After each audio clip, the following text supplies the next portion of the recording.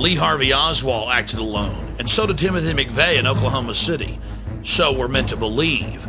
But hundreds of eyewitnesses reported seeing Middle Eastern men crawling all over this operation. Let's look at John Doe number 2. Because I sat there and I seen McVeigh was with another person. Do you have any doubt in your mind that there was a passenger in the Ryder truck?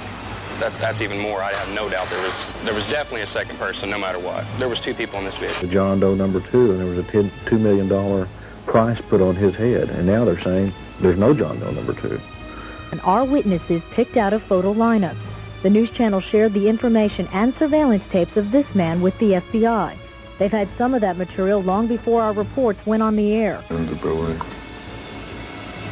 and I looked out the window, and I seen the Ryder's truck, and I seen the man get out of the Ryder's truck. She was just 10 feet away from the man depicted in this sketch when he stepped out of the Ryder truck. He was olive complexion, and he had black curly hair. He was wearing the baseball cap, but his curls were sticking out of his head. It was short in the back, but you could still see the curls in his hair. He was not American. He was foreign. You can tell by his skin, his face, the way his face was. We asked FBI Dan Vogel if John Doe number 2 is still part of the investigation. Does he exist? The answer, yes. The FBI is still trying to locate and identify John Doe number 2. The man in our reports is Iraqi. Today, the FBI says they are not pursuing a Middle Eastern connection. This doesn't mean it has been ruled out. That could change tomorrow. State, local, and federal police around the country actually detained dozens of Middle Eastern men trying to exit the country. Former Iraqi Republican Guard officers like Al Husseini Hussein. Despite all this evidence, the Clinton Justice Department said, release them. We don't want to talk to them. There is no Middle Eastern connection.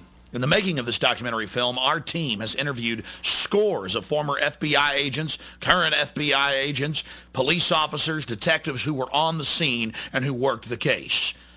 They arrested members of the Iraqi Republican Guard while trying to flee the United States. They would open up their bags and find blue jogging suits, bomb-making materials. They would try to hold them, try to charge them. They could have convicted them in front of a jury, according to my sources. But Bill Clinton demanded their release. Later, I interviewed David Shippers, the man that impeached Bill Clinton, that brought down the mob in Chicago. And David Shippers stated that the Oklahoma City bombing team was the same people involved in the World Trade Center attack on September 11th. And guess what? Al Husseini Hussein was actually working in the Boston airport. It's amazing. Now we see the grand plan of the feds. These people are actually working for them. All the evidence shows.